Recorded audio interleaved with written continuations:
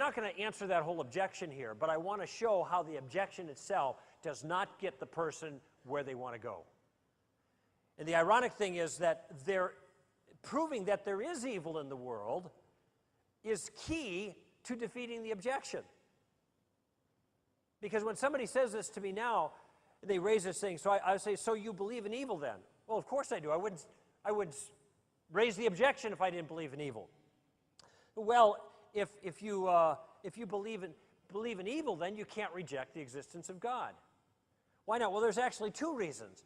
First of all, if you believe in evil, then you're not a relativist. Is this right?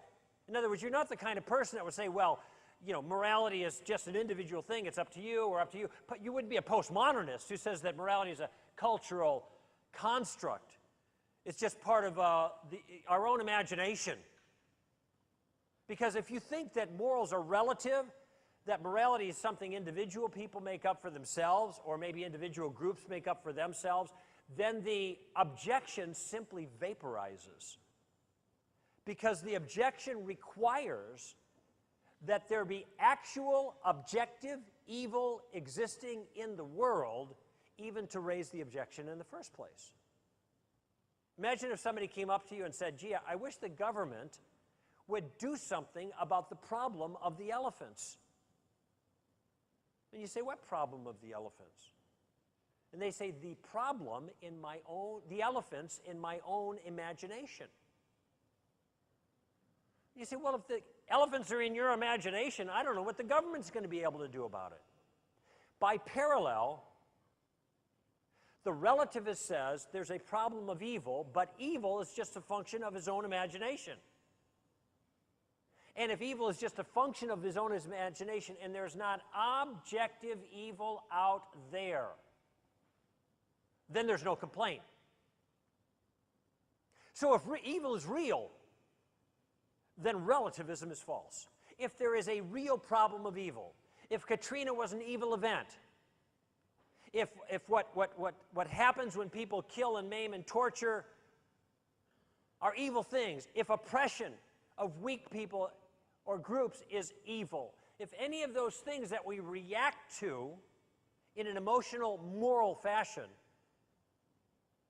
are what we think they are, either evil or virtuous, then relativism is false.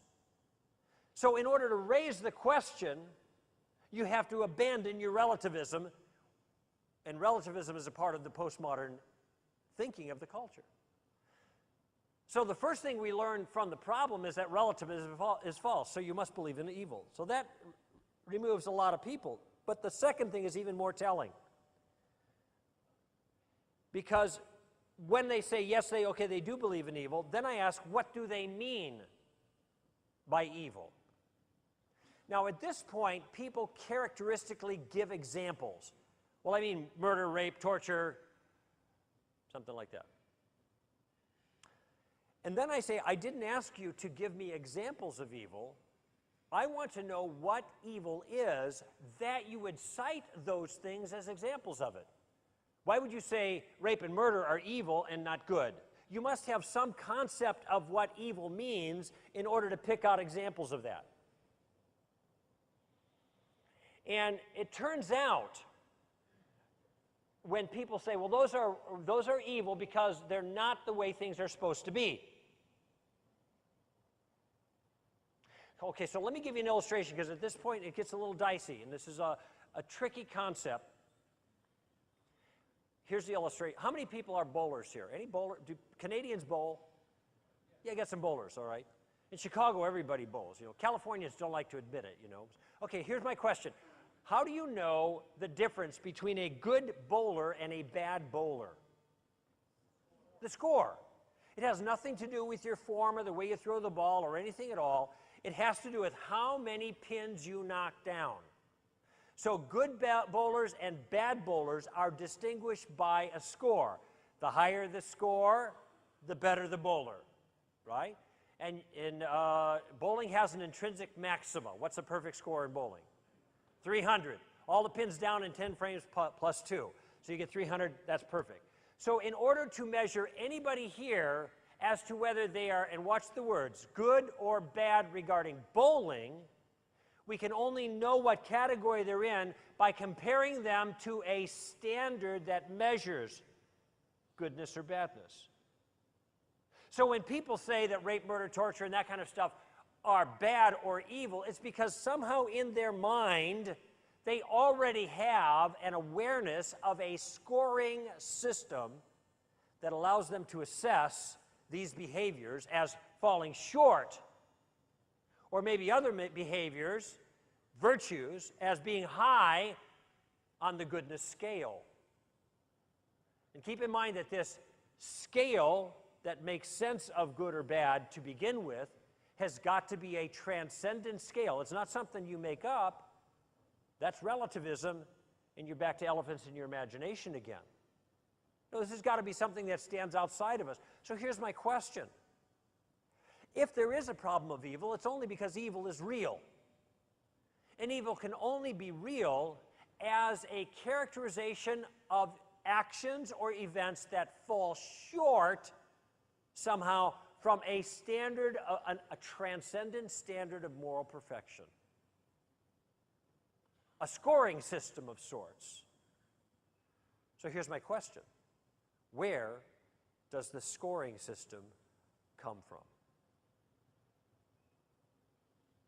Where does the scoring system that allows you to identify evil in the first place, where does that come from? Now this is called the grounding question in philosophy, but it's a question that's common sensible if you think about it. It really needs to be answered. Now, by the way, I know the standard response. The standard response is to say evolution created this desire inside of us. But before you go in that direction, and I can't talk a lot about it, I don't have time, I just want to note that the evolutionary answer, whether it's biological evolution you're invoking here, or a cultural evolution, that this is what we've decided to do as right and wrong because this helps us survive better, those are both relativistic answers. Those are answers in which you talk about moral systems that are made up for our benefit at the moment. You are not talking about transcendent moral issues. And if you opt that way, then the problem of evil disappears. So the evolutionary option does not help you here. If there is real objective morality, there must be a real objective standard. And without objective morality, there's no problem of evil. The long and short of it is this. The problem of evil turns out to be not only a very good argument against the relativism that many people take refuge in to avoid taking religious claims seriously, it also turns out to be not one of the best arguments against the existence of God, but one of the best arguments for the existence of God, because it's going to be very, very difficult to explain the existence of an objective standard of moral obligations without pointing to the objective existence of the moral law giver to whom we are obligated.